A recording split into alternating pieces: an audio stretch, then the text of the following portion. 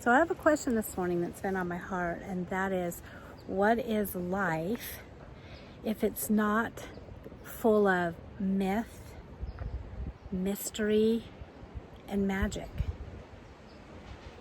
When we deduce life down to we know it all, if science can't prove it, it isn't true. If religion doesn't sanction it, it's evil, it's bad.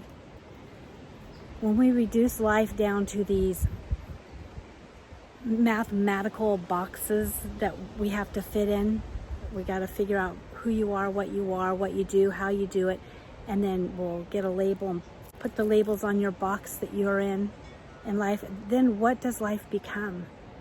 What is life in comparison to when you're a child? And it is full of mystery. It is full of myth. It is full of magic.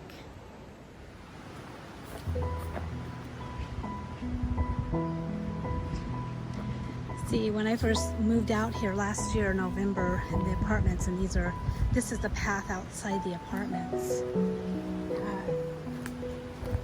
This little hut here was just half built, and I added a lot to it. I got sticks from along the way, and I just built it up more and more. It's starting to fall apart again. But it was a lot of fun. It was very magical, really helped me get back in touch with just the fun of life and the magic of life, and just doing something for the fun of it. It reminded me of being a kid and building a fort. It was just so much fun. Of the ways that I bring magic into my life is through myth. And I see most of what I read as myth, even if there's truth in the actual events around it. Most things that are written have been, especially when they're from a long time ago, we don't know if they came, if fairy tales came from some truth, or if truth got mixed up with some fairy tale. We don't know that. All we know is we now have the story and what it teaches us. And I'm a very visual person, so I like to get a lot of my myth through movies. And in the movie Maleficent, I really related to her on so many levels. She was a guardian of nature. I've always felt like I have a guardian spirit inside of me with children and animals and nature. But also when she gets her wings cut off, I really felt that at such a deep level, because I felt very betrayed in my life by people that I should have been able to trust, and that they cut my wings off and crippled me, made it so that I couldn't fly. But that didn't stop her. She became more powerful because of it in the long run. And even though there was anger, and that anger made her scary to some of the people in the forest, that made her more fearful, eventually she came full circle, and they saw that her heart had never changed. Sometimes we can be angry, we can feel angry, and we can feel like we want somebody else to feel what we felt and to suffer because of what they've done to us. And yet our heart hasn't changed. Who we are at our core before all those things happen to us is still who we are. It's really important to me in my work and in my message to bring into people's lives myth and nature and magic and mystery. Because what is life without it? It becomes very insipid. And people get tired of living here because they can't have fun. There's so many demands made on them, and to conform to these societal constructs that we've put up. And some of those constructs are good. Some of those constructs can be helpful. But when they become prison walls, that if you go outside of them, that you risk losing everything, then it makes life really, really difficult to face. It makes it hard to get up in the morning, you know? My encouragement to you is when life feels dull, you feel like you don't want to get out of bed, when life feels discouraging, my encouragement to you is allow the magic back in. Allow yourself to go into myth. Allow yourself to take on an avatar from mythology, like I did in the case of Maleficent. Allow yourself to experience nature and to connect with it. Nature is literally my place of recovery, of healing, to rejuvenate. And it's so much more for me. It was so much more than just coming for a walk out in nature. That can do a lot too. But it's about really connecting with the mystery, because it is a mystery. Everything in life is really a mystery.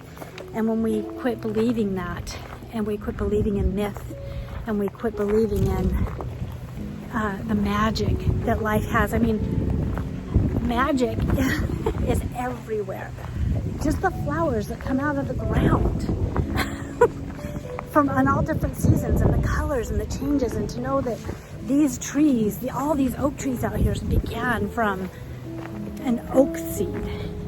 Allow the magic and the mystery and the myth of life to wake you up and to make you come alive inside again. A lot of us are taking on so much, so easy. It's been easy for me to take on these ideas that we need to find our niche and be practical and know what's going on in the world and all the wars and all the reasons behind them, and we need to just immerse ourselves in reality. And it robs us of imagination. And imagination is where everything begins. I mean, you think about the Wright brothers and their persistence in flying, and how insane that sounded to some people, that, you know, man's not made to fly, not made to have wings. How insane. But they were persistent, that they could fly. Their imaginations saw themselves up in the air soaring with the birds. And that's what drove them, was their imagination and their belief that they could make that a reality. And so our imagination is everything. It's the creative principle inside of us. It's the one thing that we have that separates us from the rest of life, is our imagination. And it literally is what creates realities.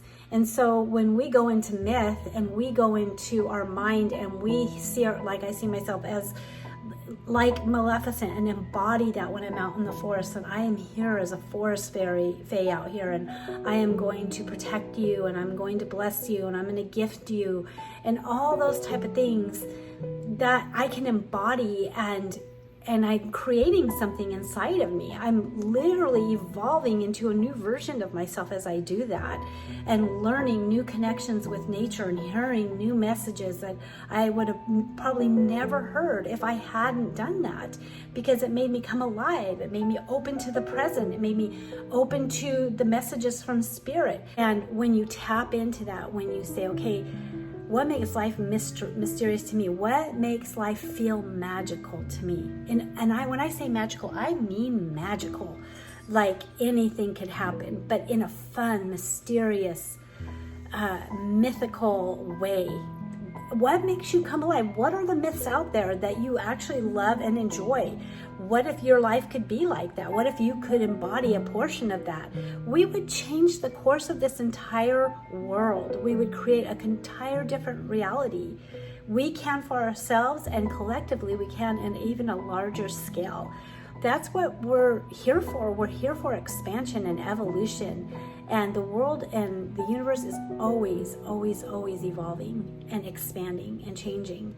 And what part do I want to play in that? You know, thinking about those questions and in a fun way, in an exciting way, in a way that just like you feel a light switch go on in you, and a passion or a flame go up in you, inside of you, and you're like, yes, this feels so exciting and amazing. I'm super excited that I just watched that video, because I can feel a shift going on inside of me that feels more alive than almost anything I've felt in a long time.